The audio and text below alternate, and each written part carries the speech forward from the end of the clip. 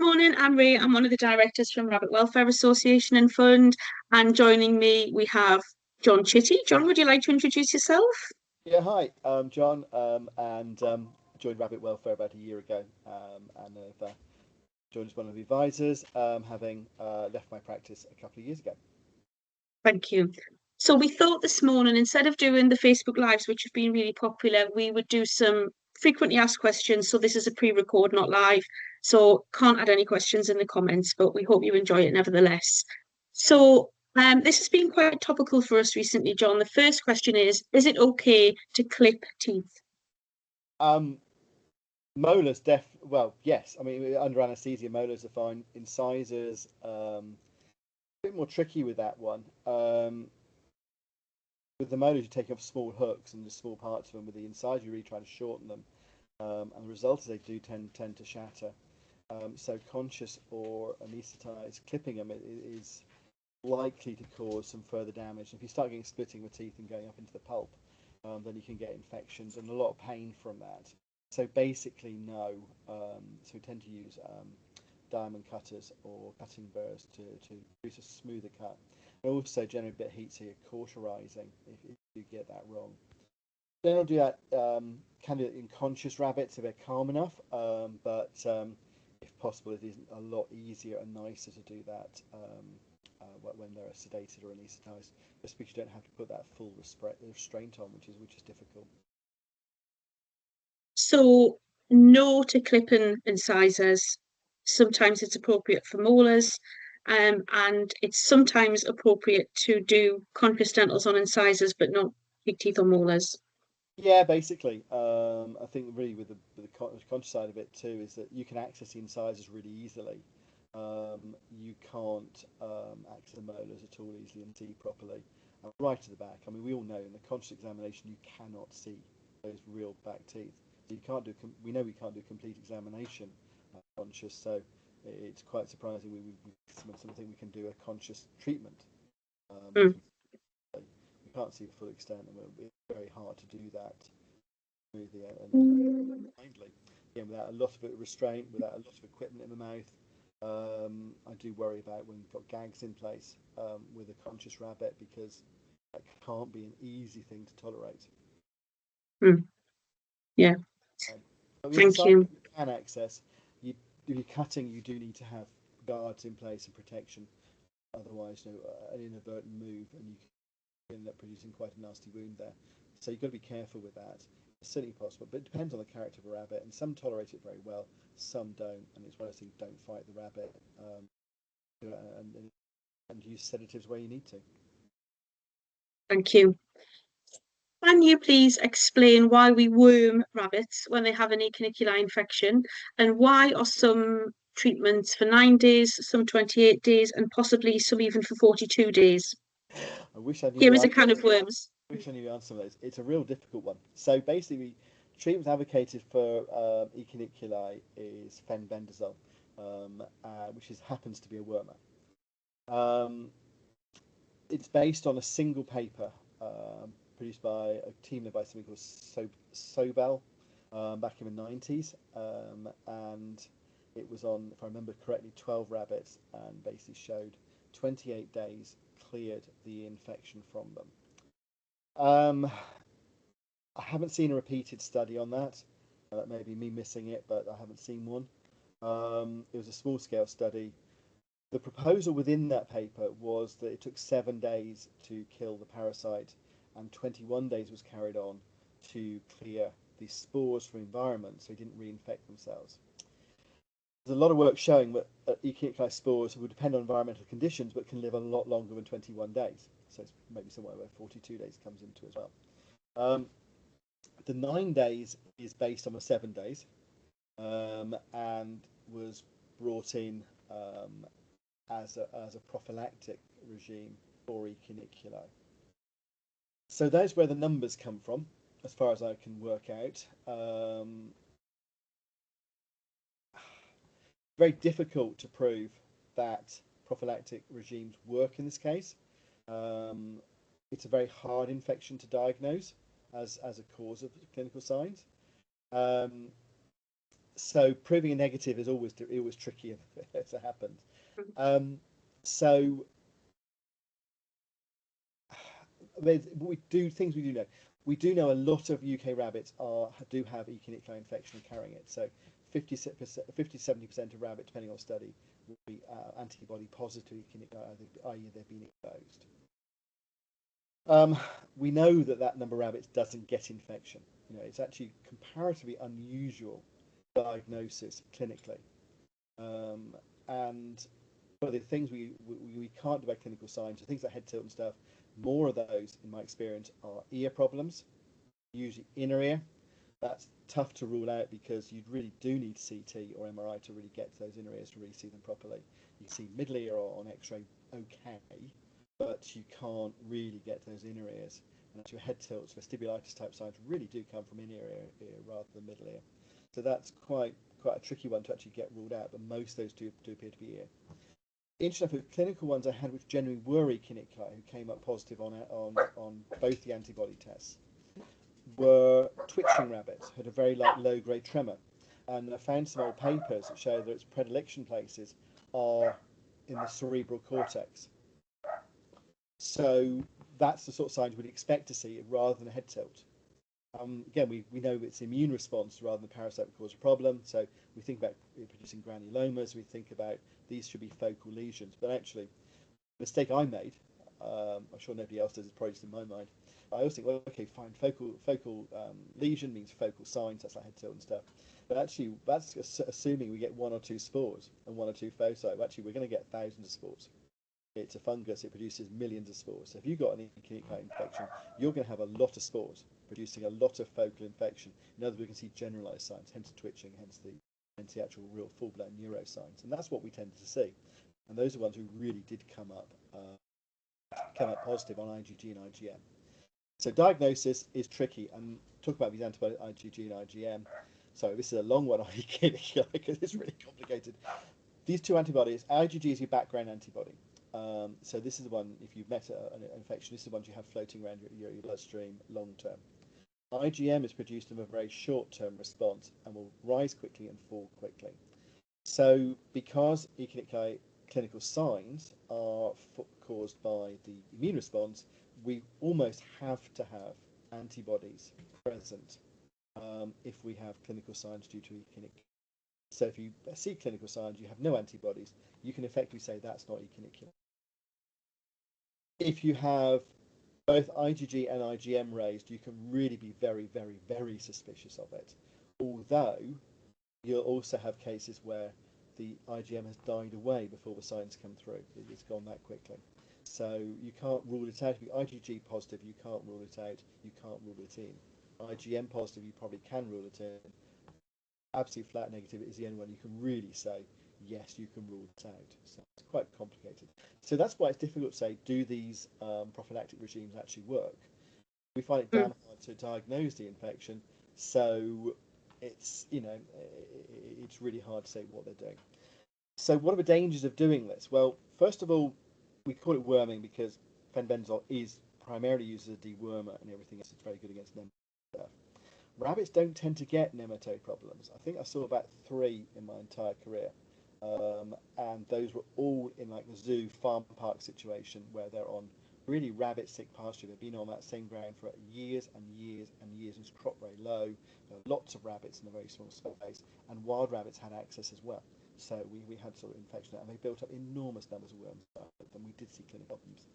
Very, very distinct situation, very, very unusual situation. Otherwise, they do have pinworms a lot, but they don't seem to cause any problems. And some people actually reckon they might even be beneficial in certain circumstances, although little evidence for that either. So, as in terms of purely needing to deworm, it's not like a dog situation where we have zoonotic disease. It's hard to justify. In terms of prophylactic use against E. caniculi, we don't know what it does. And what are the dangers from that? Well, first of all, fenbendazole is recorded as having radiomimetic effects where it can reduce blood counts and things, and reduce white cell counts. It can affect the bone marrow. So there is a risk when you use it. You can have problems. Very small risk, but it's not a totally benign drug.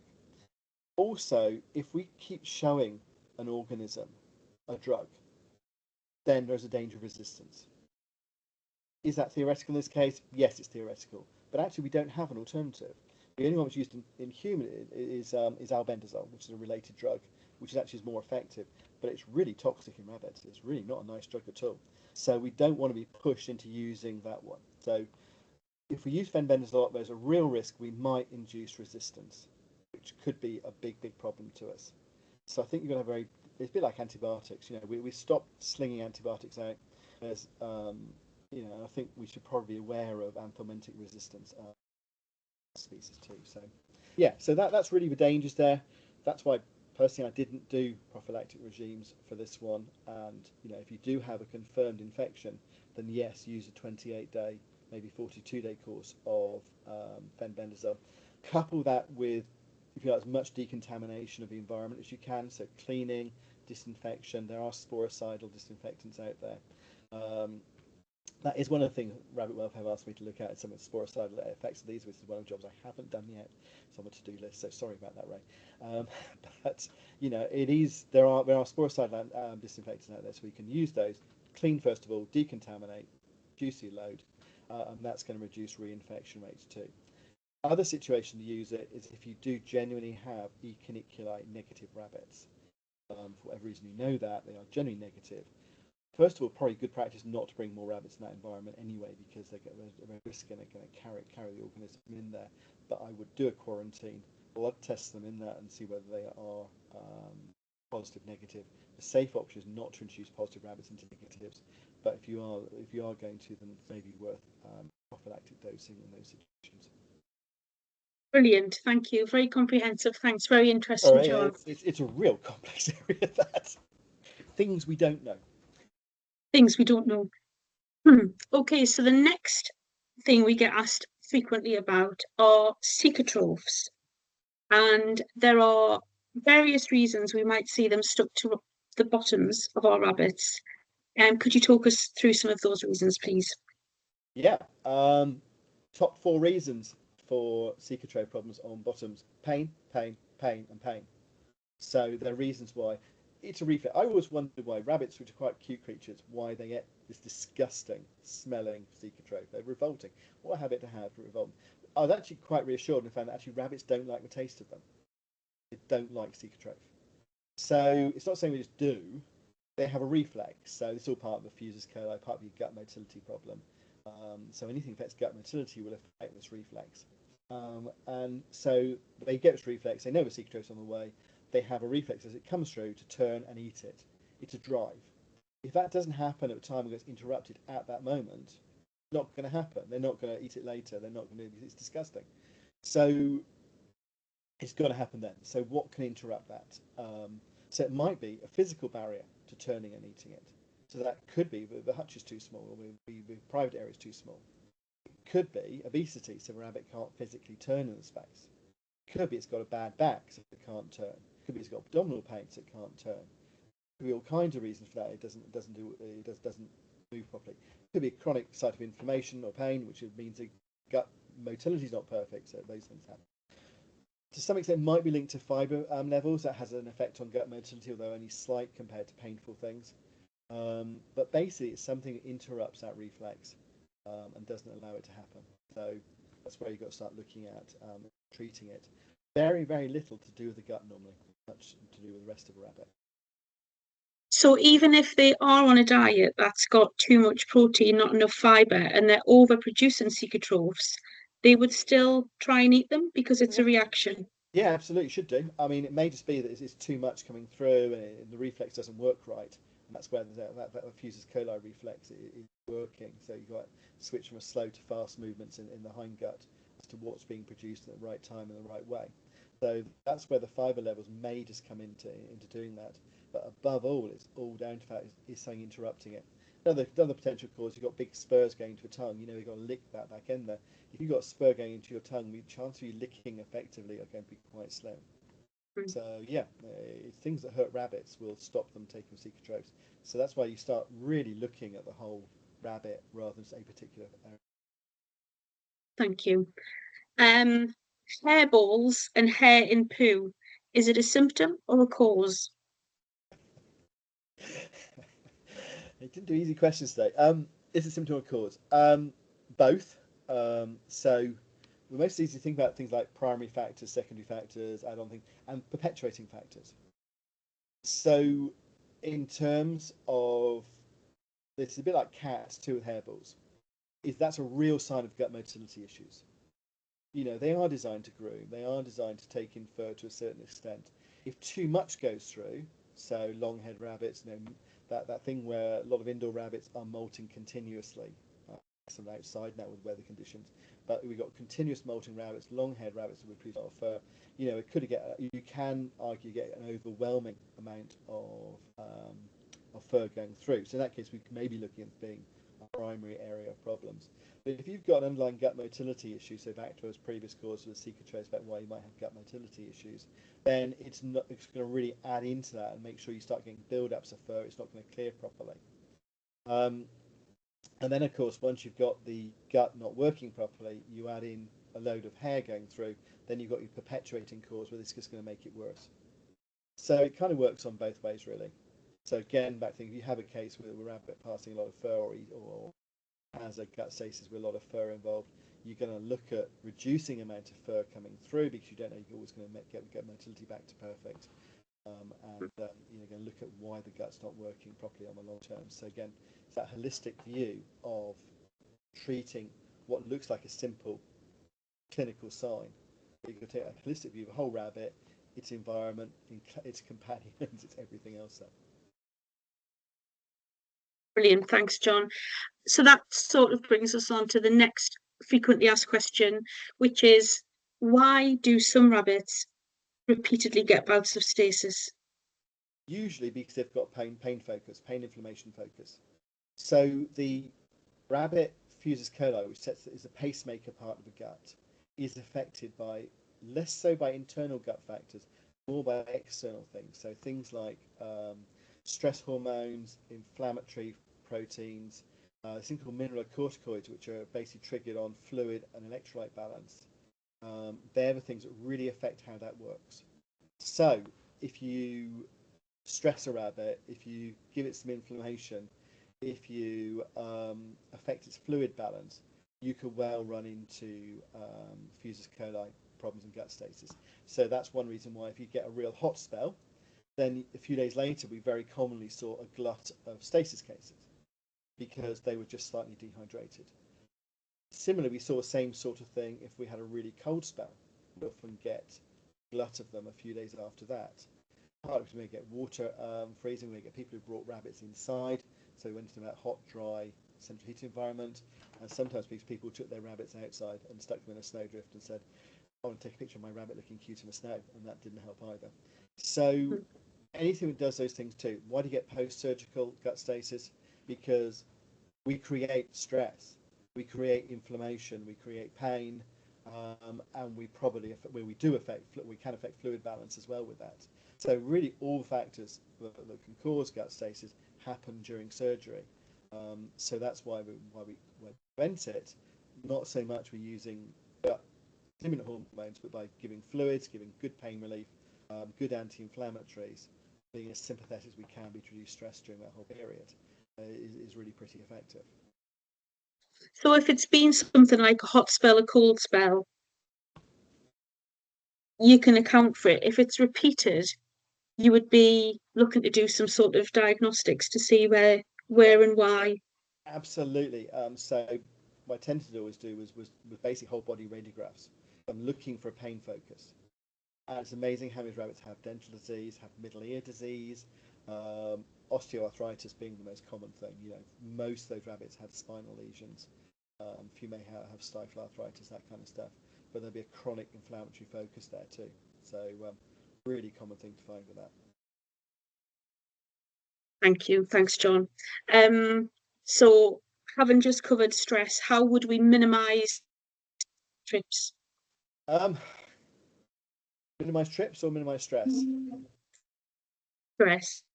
It's a really balancing thing, isn't it? But we hope as vets that a trip to vet is actually going to be a beneficial thing in the long term. You're going to find stuff, so regular checkups, that kind of stuff is really going to help.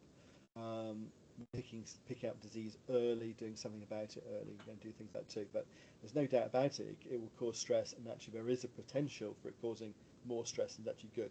So I think first of all is we can use modern tech and stuff to do telemedicine, to do some stuff by distance advice, by filming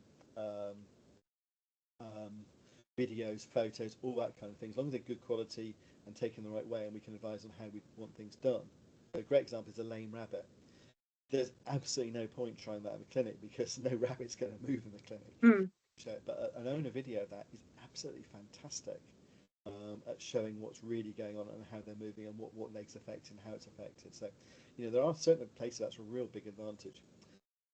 Otherwise, coming to a clinic, you just got to try and reduce the stress as much as you can. So, nice darkened carriers, lots of bedding in there. So make sure your vet's consulting room is absolutely filled with hay or straw afterwards. That's really great. Companion guaranteed. If you've got companion rabbits, they've got to go together. Because separating them is going to be a massive stress to begin with. Even for a routine consult, make sure they go in together. There's danger, of course, you're going to cause stress to a companion rabbit, but at the same time, as they're together, probably not as much stress if you left that one on its own in the house. So companionship, travel, quiet, dark, warm environment. Hopefully a shorter distance you can get away. Try and avoid extreme heat. Try and avoid extreme cold. So try and time the appointments to a decent time depending on when. When you get to a clinic, you don't want to have a long wait. Sometimes unavoidable, but you can minimise those stresses during waiting.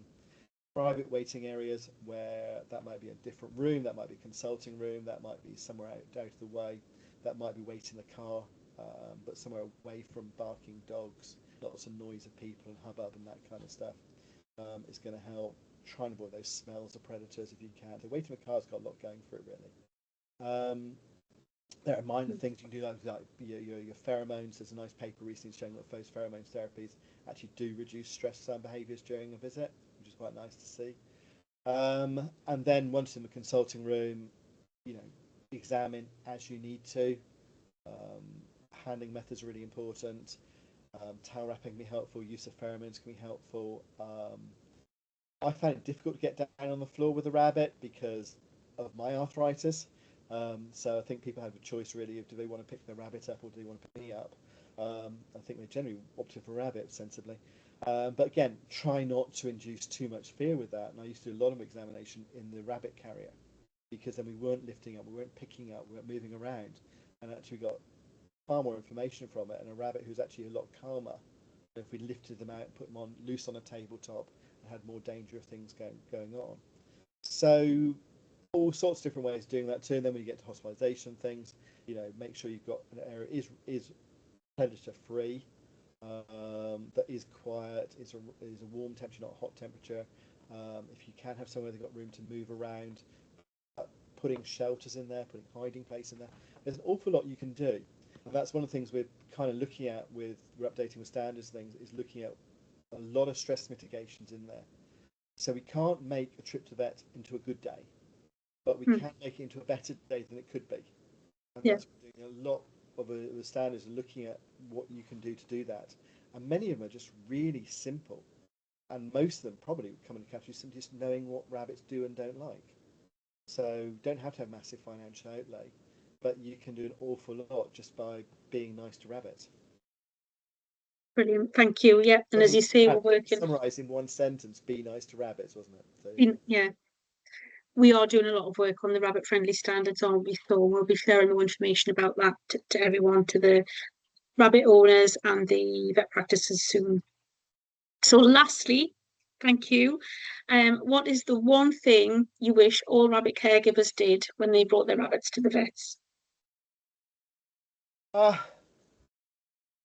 Gosh, one thing. Mm. I think it's got to be the most basic thing is just bring the companions together. I think that really has got to be the fundamental basic. It meant that you never know quite what you're going to find on examination. You don't know whether you're going to need to admit the rabbit or send home, or what you're going to do. Firstly, bringing a companion means that they've got company all the way through. It's a less stressful situation because they're normally a bit calmer. But also, if you have to admit them, you have your companion there to admit as well. So, that's probably the one thing, bring a companion. If I can throw in a second as well, bring all the stuff, it's personal gear in its little trays, it's blankets, it's bedding, that kind of thing, for just in case you have to admit on any occasion. So that's probably not quite needed for vaccinations, but if you've got a poorly rabbit, then do bring in all the gear you think he or she might need for that stay. Helpful, but definitely a companion.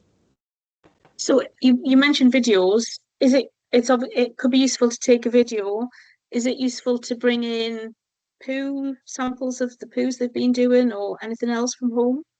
Yes, I mean, in short, yes. It's a known fact. If you bring a poo sample in, the vet will not want it. If you don't, Yes. the one thing they really did want every time. Bring what you think. Videos, photos of setups, photos of your hutch, your run, where the rabbit lives, what's going on there. They're brilliant, they're absolutely valuable. So it's fantastic. And in that particular case, it may not be essential, it may not be absolutely what you want, but it's going to do no harm. And the lovely thing now is everybody's got a mobile phone, everybody's got a photo section in it. It doesn't take up much memory. Just take a load of pictures and it's really, really helpful. And that's one of the great things now is the tech's so easy. Even I can use it. Just take videos, take photos, just give out information. It's really helpful. A lot of rabbit disease comes from the environment, from what's going on there. Can be corrected within. So yeah, absolutely. What we can't do, one thing is worth doing, and again, as well as doing that, is same thing with respiratory disease. A lot of that comes down to ventilation, especially within the hutch. So do open the hutch and have a good sniff. We can't quite do scratch and sniff on the phone yet, but that'll be quite useful too. But at least you can describe it and see what it's like too, which is saves asking, is it dusty? Did it make you sneeze? Is there anything that irritated your nostrils? How did you feel when you that kind of stuff? Brilliant. Thank you. And of course, something else that is really, really helpful is you. So thank you for everything you do for us and for rabbits. And thank you for doing our frequently asked questions this morning. Thanks so much, John.